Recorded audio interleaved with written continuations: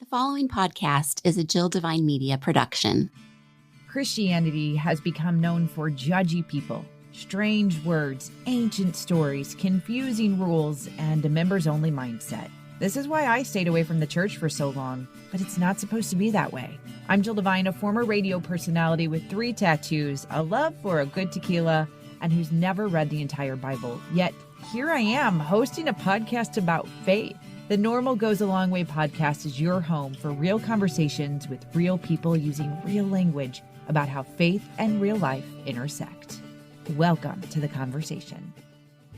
I'm Jill Devine here with Laura Fleetwood and our special guest to discuss stories, Londi. Some people, I'm always correcting them like I am your backer. They're like, Londi Toe. I'm like, no, it's Tao. It's Londi Tao. It is Tao, yes.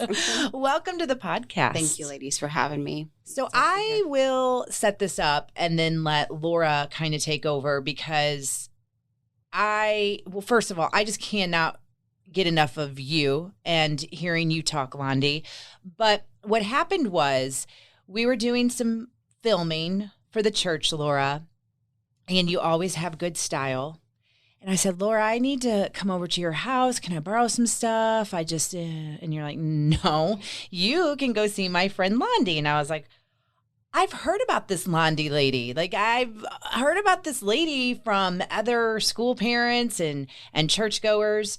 And you didn't really explain much about Londi. And so you said she has a place in her home that you can shop and she'll style you. And I don't know if I expressed it so much to you. I can't even remember, but inside I was just petrified. Oh, no. Yeah, because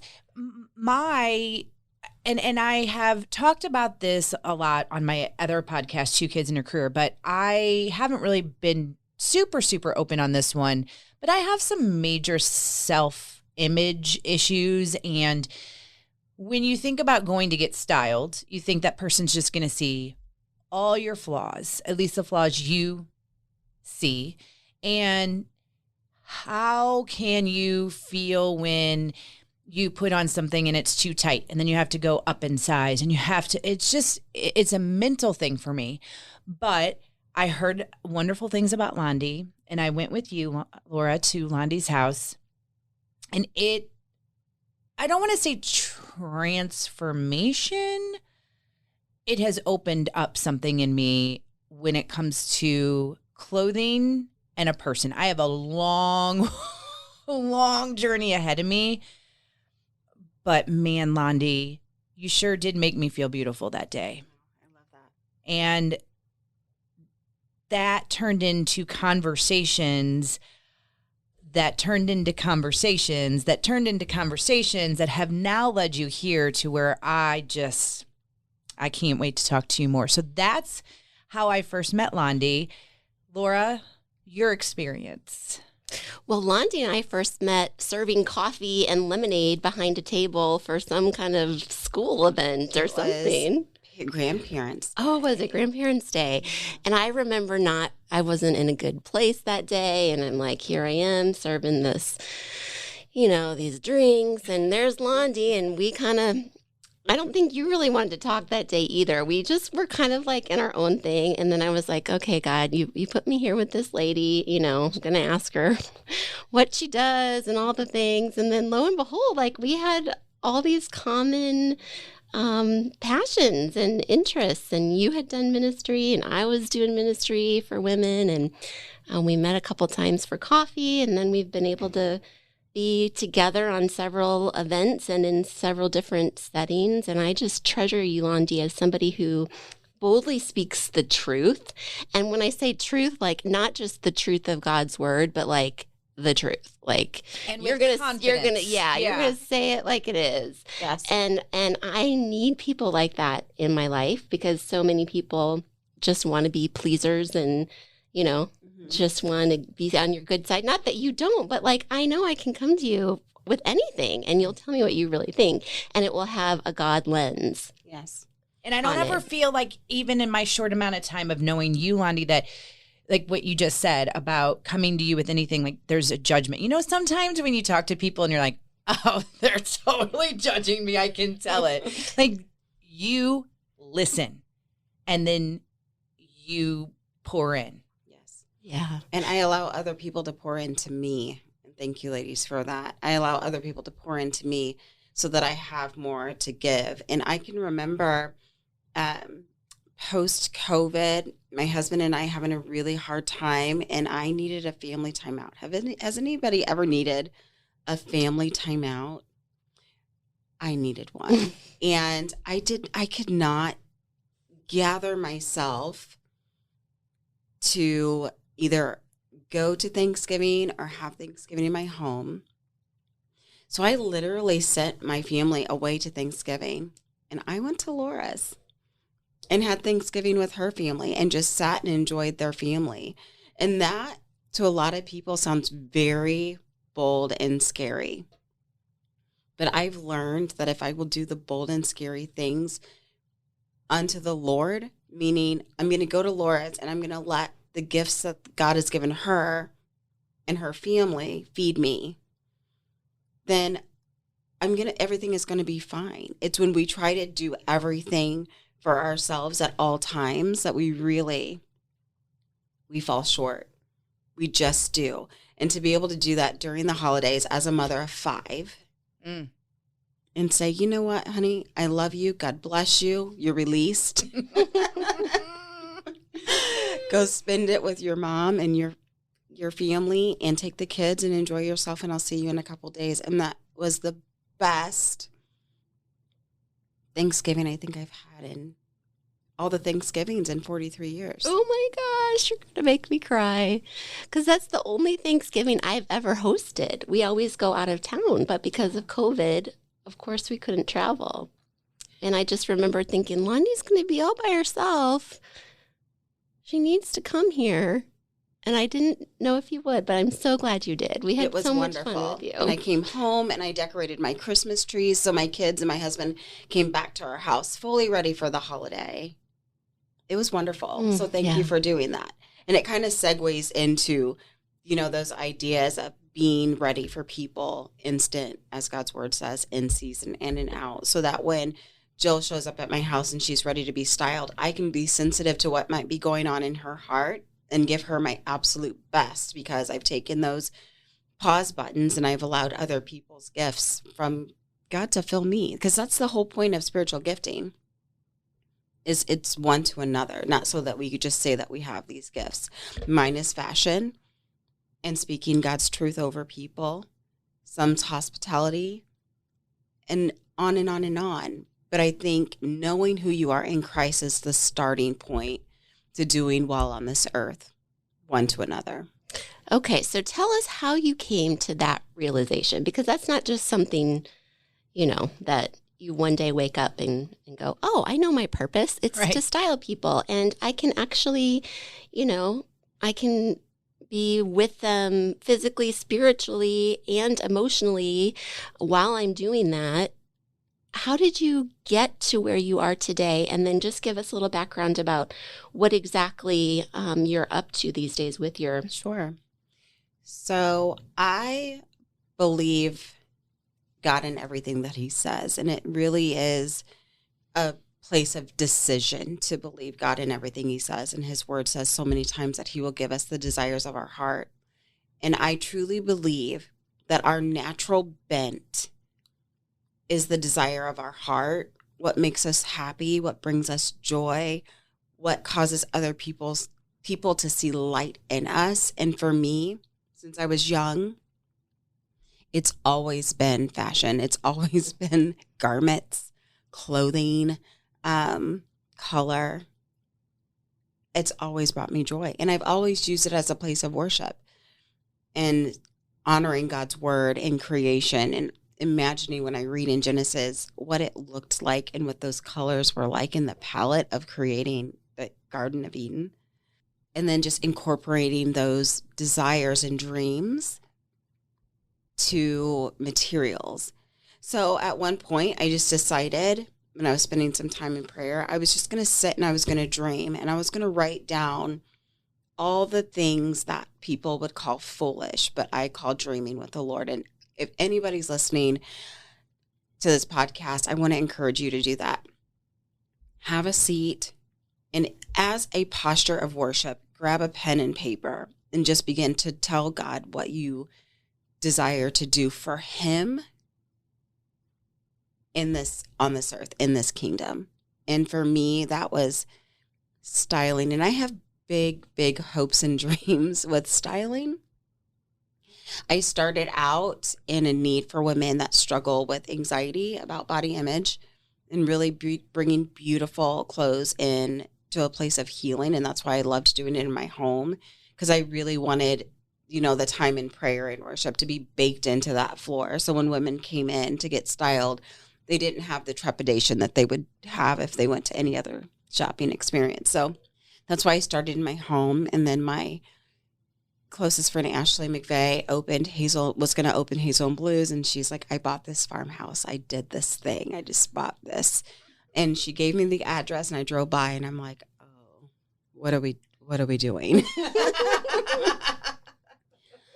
But her gift from God is creating these beautiful aesthetic atmospheres where anything's possible. And she totally did that in that old red farmhouse at Canals. She did. It's transformed. It is. It's like when you walk in, you're like, wow, what? Because I saw it as a residential family home. So I was like, what are we doing?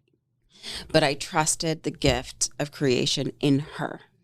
And she trusted it in me. So we just began to plan and cast vision. We went to LA on a buying trip, and that was a year ago. And now we're already talking about expanding. So, and in that, I remember having coffee with her and her saying, so what's your next dream? What's next for you? Because I know this is just not it. And I said, bridal. And I said, I'm thinking about buying this bridal salon that's been in business for 26 years. It was Lori's Bridal, and she's wanting to retire, but she's wanting to pass it on to somebody that really wants to take it to the next step. And I'm just believing God, massively believing God for the finances to do it. 3 days later, my mother-in-law, Pam, approached me and gave me a check. So I was able to do that and to build it, and for it to be a genuine Tao family business. And it has been, it's been so much fun, from brides to prom to homecoming to Mother of the Bride and Gala. Someone asked me, why bridal? And I said, because it's like the apex of every woman's fashion experience. Mm-hmm. It truly is. It's the apex of your fashion experience in your life.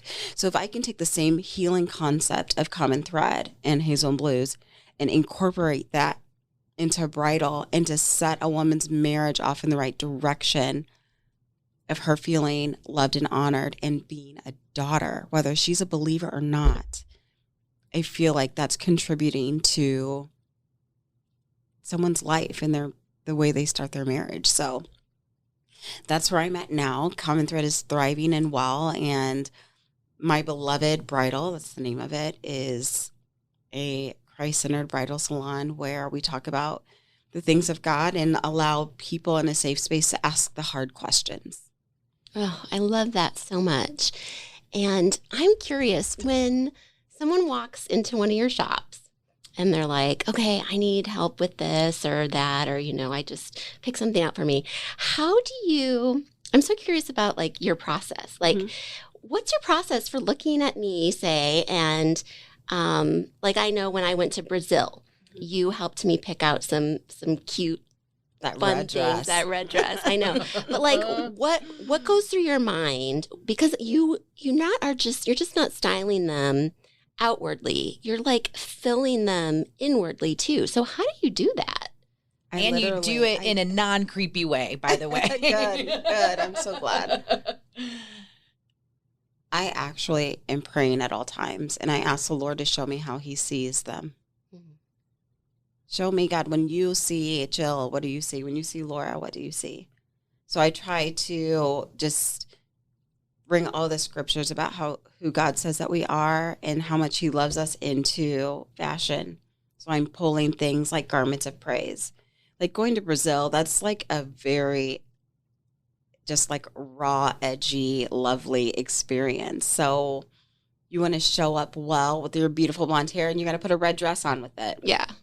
Because it's Brazil and it's joyful. So garments of joy to me are always like colors of red and just pinks and fuchsia and anything that sparks fire and joy. And garments of like royalty are purple and blues. And like, what do I feel that person gives off?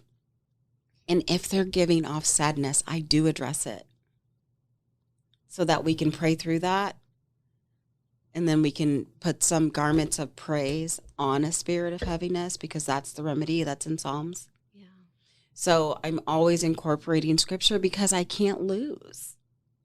If I do it in my own strength, I will lose. I've tried, and it was an utter failure. But if I do it in faith according to God's word, I can really rest in that. Okay, for some of our listeners who don't really have a background of faith, what do you mean when you say that, when you say do it in his strength versus my strength? Give them an example. An example of doing it in God's strength is, first of all, knowing God's word.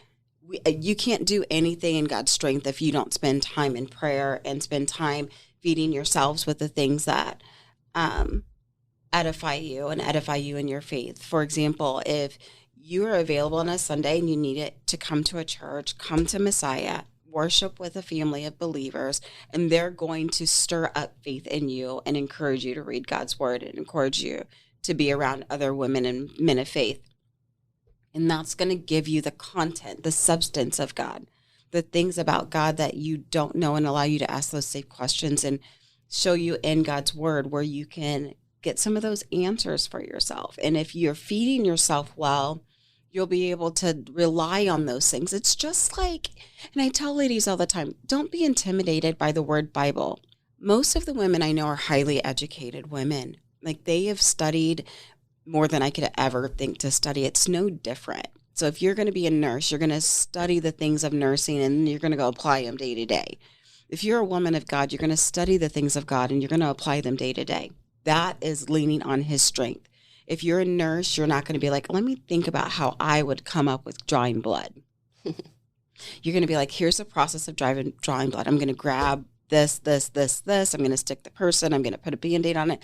It's the same thing. When I'm sad, what did God's word say for me to do? Oh, he said, enter his gates with thanksgiving and into his courts with praise. So that means I have to do something in myself and to come out of myself and apply the things of God in order to get the rewards of the things of God. So it's just application. And I think a lot of times in Christian and evangelical circles, we talk about faith, but we don't talk about how to do faith. Yes. Mm-hmm. So true. Yeah. We're like, just believe this and it'll be all great. No. It's not how it works. No, believing looks like, okay, God, your word says that you are a safe place. So that means if I come to you and I'm crying and I'm telling you that I'm hurt, I can cast my burdens on you. I can lean into your word to get some remedy for those burdens, and I can walk that out day to day. It is an action-oriented process. And then I just incorporate that into everything that I do. And sometimes I fail, and then I pick myself back up and I get back to that process. Something that is striking me when you said that we shouldn't be scared of the Bible. And I think for me, learning and going on this process is that so many times you hear, this is the true story, these are the words, and then I'm not alone in this, but you read the words and you're like, I have no idea what that even meant. Or when I get into these passages of son of so-and-so and so-and-so and father of and all these names, I'm like, what in the heck? And so then I will come to Laura, I'll do whatever and say, what does this mean? Or I'll start looking it up. And for some reason, and I'm learning that this is not the way to think, I thought it was wrong to have to find an interpretation of the Bible. Like, you should know what that means. You are not in your faith, or your faith is not there because you don't know what these mean. But it's just like when you just said the nurse, it kind of hit me like, you have to do research. You have to get the idea. It's a different word and a way of like come on, this is our ongoing joke, Laura, the Samaritan woman, you know, how I thought, I was like, well, Jesus sure didn't say please. He wasn't kind to her. But it's like not knowing the context. And so it is scary. Even for me, opening it up new, it's scary sometimes when I read it and I'm like, I didn't understand anything about that. But what has helped me is talking to people like you. And then my particular Bible, too, is a women's devotional Bible. So then there's something to back up that passage that I'm like, oh, well, that makes sense. Yeah. And that's what it should be. I don't know why I feel that way or why others do, but it does. It feels like since I don't know what I'm reading, then my faith isn't there. And I think that's a ploy of the enemy that he uses to get in our head because it is hard to understand. We need to say that. It's Hebrew. It's based on Hebrew words that we don't have the same meaning for a lot of the same words. So it's finding that translation, whether it's the New Living Translation or Women's Study Bible. When I'm getting ready to teach, I use my student Bible. I'm 43 years old. I go back and grab my student Bible from 1995 and I bring it down to digestible text where you can actually apply it to your life. And then I also encourage women to read the New Testament and read Paul's epistles like an email. It is a story. It has an opening and has a closing. It's got context and it's got meat. I think it's when we pull scripture out. Yeah. It'd be like you sending me an email and me just reading a passage here, skipping down. No, it's a fluid letter. Okay. It is a letter.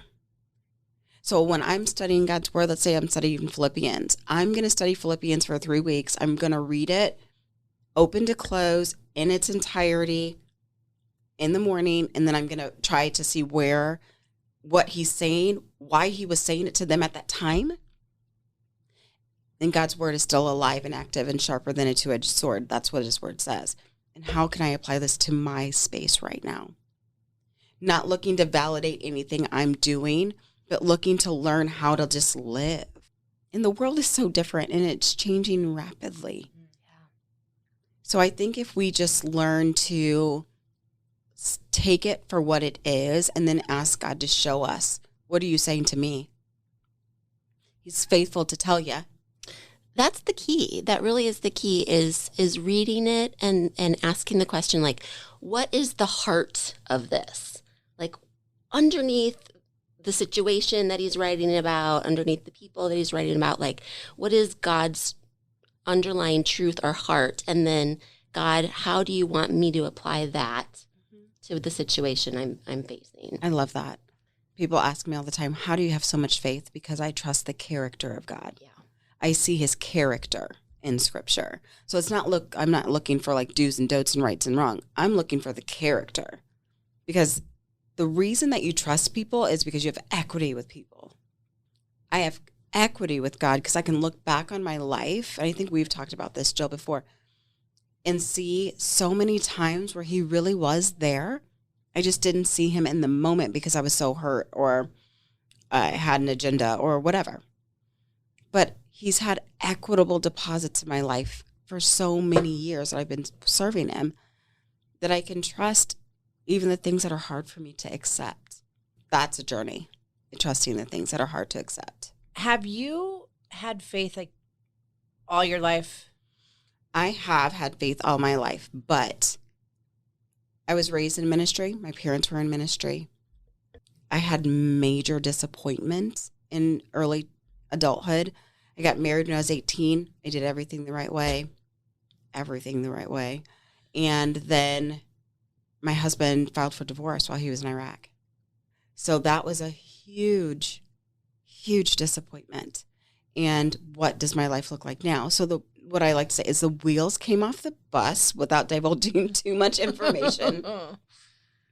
And I kind of just said, I'm going to hit a pause button on my faith and I'm just going to do this self-serving thing. I remember you telling me that. For some time. I'm going to take some time. And even in the most self-centered moments of my life, his hand was still there. it's almost like the Holy Spirit was just standing next to me saying, okay, well, as soon as you're ready, time is ticking. So let's hurry up and wrap this up. And I can remember feeling those things. And then I had a moment of complete and utter breakdown post River, my daughter River, who's 7. I had severe postpartum depression and OCD that landed me in the hospital for 5 days. I called it a great vacation because I got to sleep and just did some reassessing with the Lord and decided that when I left that hospital at Mercy and that behavioral health center that I was not going to reemerge the same, and I was going to deal with the things that got me there. And what got me there was disappointment. I think as women, we talk about like offenses that happen at a certain time. So-and-so did this, or I got a divorce, or my husband cheated on me, or my husband is suffering from pornography addiction, or my children, or I've lost a child. Yes, all of those things. However, it's the disappointment that pushes you away from the Lord. So if we can deal with disappointment and become resilient in disappointment, we'll have better reactivity when life swings on us, because it will. Yeah, it's the whole expectation element of life. We have these expectations that God never promised us. He never promised us that life was going to be easy. Yeah. He never promised us that we weren't going to feel sadness or anxiety or fear. So are we prepared for when we do encounter them? And usually not. No. And that's where the disappointment comes in, because it's like, I thought it wasn't supposed to be this way. And it wasn't. No, it wasn't. In the beginning, it wasn't. But it is now. Right. And there's a remedy. And it's learning to live in the remedy every single day without pretending like the pain isn't there. Mm-hmm. You have to know that the pain is there. We have to address the pain. We have to address the sadness. We can't just pretend that it's not there and just like slap hope on it, because God's word also says that hope deferred makes the heart sick. And what that means is if I'm hoping that, I get to live out one of my dreams, which is to be a political stylist. Oh, all right. Any of you aspiring politicians out there, you know where to find your stylist. No kidding. Yeah. Does it matter? I have to ask this. Does it matter what party they're in or any? No, Yes. you don't care. No. See, that's what I love about you. No, kingdom is kingdom. Yes. Whether they are. Now, listen. Maybe they have to pass a few. I may have to lay some hands on some people and cast some devils out, but I'll do that discreetly and kindly, and then we'll get back to that fashion experience. But I'm just kidding. No, I'm not kidding at all. But there's a process that I have to get there. I can't just hope. Well, maybe one day I'll get to do that. I have to put the processes in place to get there. I have to say it out loud. This is what my desire is. This is what I'm wanting. And then I have to surrender that to the Lord. Lord, bless me in that. Bless me in that. Open those doors for me. I'll do it unto you. And when I'm not doing it unto you, remind me and I will autocorrect. You mentioned something that hit me and I'm going to say this, and then I have a question for the two of you about this pain. But you said that, I'm paraphrasing, but that you, with trust, that's how you build equity. That's why you trust people, and you trust God because he was there in all the things, good, bad, and ugly. And I was thinking about that because that's something I wrestled with, and I still wrestle with, like, what if I would have had faith when this moment happened? What would have been different? And then it's like, no. I'm slowly learning, like, God was there all those times. And now I'm starting to appreciate that. And you saying that just made me realize that more, like, Jill, look at all those times that you were disappointed or you were hurt or there was tragedy or there was this. And then what came out of it. And you never really ever see it. And Laura, we've talked about this. We talked about this with your daughter. Like, sometimes it takes devastation. And that's not necessarily what you want, but sometimes that's what happens. I can see the beauty in that, but here's a question that I think is often asked of pastors, but I'm asking the two women in front of me that I know have faith. What about those individuals who are not in the same realm as you two? And when that disappointment comes, or when that hope and that prayer isn't answered, that they do blame God? I think blaming God is part of our process. I do. And I think he can handle it. And I know when I was utterly disappointed many times in my life, and I was like to the Lord, because I have a different prayer life. I'm like, you let this happen. You had the control of this situation. You could have allowed this thing not to happen, and yet you did. And I'm not speaking to you. Mm-hmm. Oh, yeah. I've had yelling matches with God. Yeah. Really? For sure. Oh, gosh. I've blamed God so many times in my life. He wants us to come to him with everything. He already knows it. So us pretending like we're not blaming him is not helping anybody. But what if someone, and this happens, they leave. Mm-hmm. They are gone. Their child was taken from them. They suffered tragedy, abuse, and they're like, nope, not doing it. You know God, and I know in my heart, like, God doesn't want that to. I know that this is sin. Yeah. But how do you get there? How do you get back? You allow people to see you broken. Yep. You allow people to love you in your brokenness, and you allow God to show you his faithfulness. And it takes time. You know, isolation does not allow anybody to give you the joy in their life so that you can get filled up a little bit, and then you can pass that joy on. So human experience, to me, in a godly way, is everybody taking turns in mourning and laughter and anger and joy and sadness and sorrow, but then exuberance and praise and thanksgiving. I think it's when we try to be all or one, all or the other, like all joyful or all miserable. I think that's really, we're selling each other short. If you're angry with God, be angry with God, but allow me to comfort you and share with you, well, how when I was angry, this is what he did for me, so that you can remember that. And when you journal, you can go back and say, wow, I did come out of that. And when we're walking with people who are in that painful place, not trying to fix it, and just letting them have the emotions and being there for them, and that it's okay. It's okay. I think as women, a lot of times we want to go into fix-it mode. Mm-hmm. And some things we can't fix for each other. Only God can fix it, and that comes with time and understanding and relationship with each other. All right, we are going to pause on this week's conversation, because we are going to continue this conversation with Londi in next week's episode. Here's a preview of that. And for my husband and I, it was just a reevaluation and readjustment. For example, this year, Shane did all the parent-teacher conferences.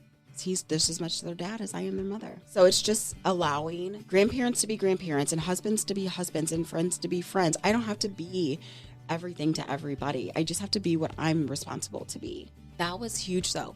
And I remember thinking, oh my gosh, people are going to think I don't care about my kids anymore because I'm so busy with my businesses that I don't even go to my kids' parent-teacher. No.